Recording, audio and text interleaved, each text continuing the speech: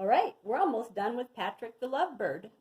All we have to do is, I'm going to show you guys how to do the texture on the branch. And I didn't put as many cherry blossoms on here, but that's okay. You guys can put as many as you want. I went ahead and threw a bigger one here. Just remember, don't make everything the same size. Remember, nature's kind of is really uneven.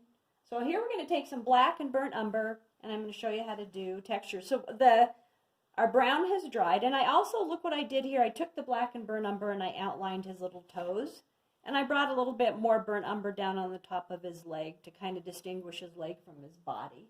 So here we're just going to do, forgive me, I have to tip this stupid weird thing, and I'm just going to do this. And watch what I'm going to do. I'm just going to kind of, this is burnt umber and black. So this is kind of the fun part a lot of times on paintings, where you can do the stuff that kind of makes it kind of come to life. And I'm just going to give it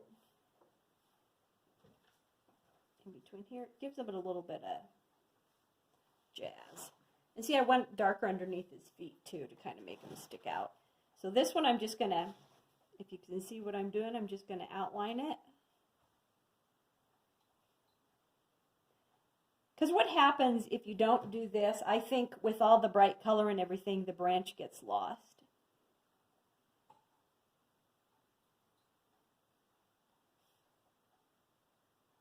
So you can just, you don't have to be perfect, and if you want to wipe it with your napkin, you can.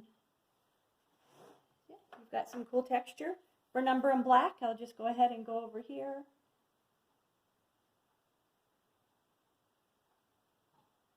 You're just skipping, because remember, you want that light brown to show underneath. And these are just burnt umber and black, just solid.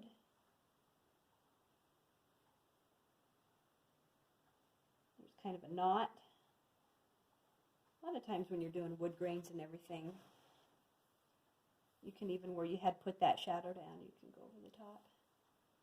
Remember, I just kind of want this to show through.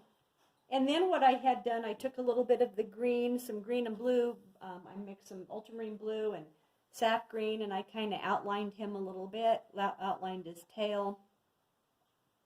Oop, I need to kind of...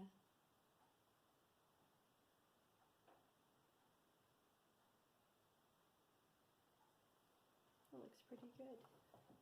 And again, if you get a little mark, you could just put your name there. If I can't lift that, sometimes you can lift, or you can scrape it.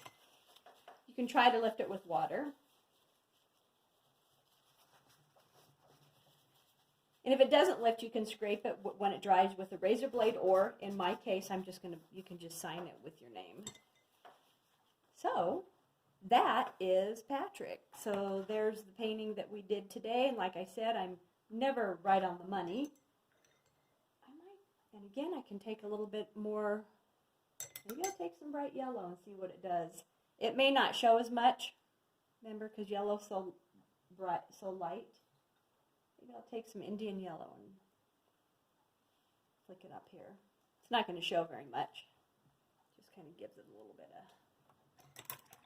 And if I want to be a little bit darker up against his chest to make his chest stick out a little bit more, I can just kind of put a little bit more color on top of that.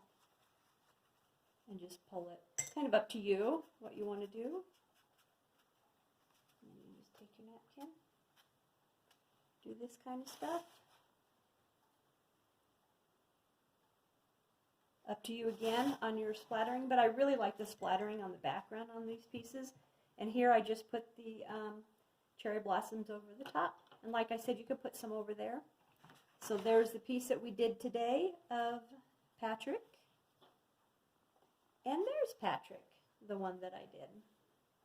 So, until I see you guys in our next lesson, and it's just kind of a fun, easy painting. And it's really, really where watercolor shines really great with wet and wet. And there's the one we did today. So, till I see you next time, don't lick your brush. And have a good evening.